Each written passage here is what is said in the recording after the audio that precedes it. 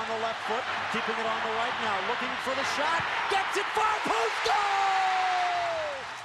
When Major League Soccer launched in 1996, many knew it would be an important step forward for soccer in the U.S. What they didn't know was that game would be the catalyst for something much larger. Alan Rothenberg, then president of U.S. Soccer, was at the game and posed a question to his colleagues. I turned to Sunil Gulati and Hank Steinbrecher and I said, okay, now tell us how we're going to win a World Cup. 2 years later, in 1998, U.S. Soccer unveiled Project 2010. And as the 1998 U.S. Soccer Media Guide states, the aim was to have the USA positioned to win the World Cup in 2010. Current U.S. Soccer President Sunil Gulati was tasked with mapping out the vision. The idea wasn't to be arrogant. We aimed big, we dreamt big, and it's still what we dream about. We temper that with, I think, some modesty and some realism. We don't have a permanent case set up for the World Cup trophy at Soccer House, but that's the goal. What was the world's reaction to this idea?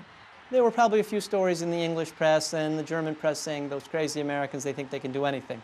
But there were also a few stories in some places that same statement, those Americans, if they put their mind to it, they can do anything. The Project 2010 concept was important because it, for the first time, gave a lot of people in soccer the idea that this isn't something that we just talk about in the back of the bus or you know, this winning a World Cup is something that you can talk about openly and you can believe in. From back-of-the-bus banter to a documented plan for success, U.S. Soccer set out to define just how to accomplish the once unthinkable goal of winning a World Cup in 12 years.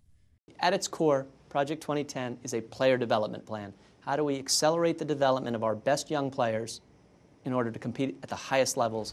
Come on, pop, pop, pop. That player development fell into two new areas of focus. One of them, the IMG Academy in Bradenton, Florida. This program brings together the 40 best under 17-year-old soccer players to a professional, residential training environment, a new concept for the American soccer player. Come on, down, good and in. Come on, down. In 1999, the inaugural class included future national team players Landon Donovan, DeMarcus Beasley, Aguchi Onyewu, and Kyle Beckerman. You know, we didn't really know what to think because nobody had ever done it. It was our way of catching up to the kids in Europe and South America. It was crucial to me. The ability at 15 to go play with the best kids in the country and just get to play soccer all day was like a dream come true. Landon was going to be a pretty good soccer player if we had locked him in a closet for 5 years, right? Is he better than he might have otherwise been? Now Dempsey, a goal! National team players Clint Dempsey, Tim Howard, and Josie Altidore were part of Project 2010's other development initiative, Project 40, now called Generation Adidas. Project 40 was to try to find the 40 best athletes coming out of high school and come up with the program that underwrote them becoming pros instead of going into college. Of the 43 players who played in a 2010 World Cup qualifying match, 58% were developed through the IMG Academy or Project 40. When you look at the players that have come through Bradenton, when you look at players that were part of Project 40 and have had the chance to become professionals at a younger age, I think all of those ideas have made a difference. The land of the free, the home of the brave, is into the round of 8. 6 years after Project 2010 was launched, the U.S. team had its best ever World Cup finish in 2002, losing to Germany in the quarterfinals 1-0.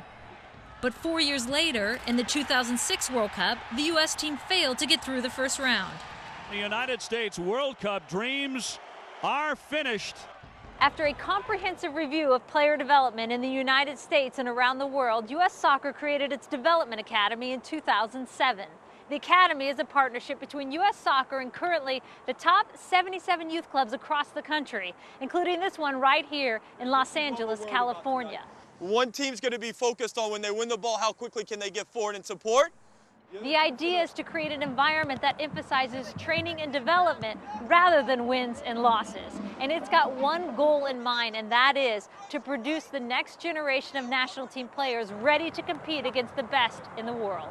Bradenton hopefully would grow itself out of existence. We wouldn't need it. We wouldn't need a dream team for 17-year-olds if a couple thousand 17-year-olds across the country were in a better environment. Shielding his man. The shot! Josie Altidore gives the USA the lead. In the summer of 2009, the Confederations Cup provided the U.S. team with a chance to measure their progress 1 year out from the World Cup.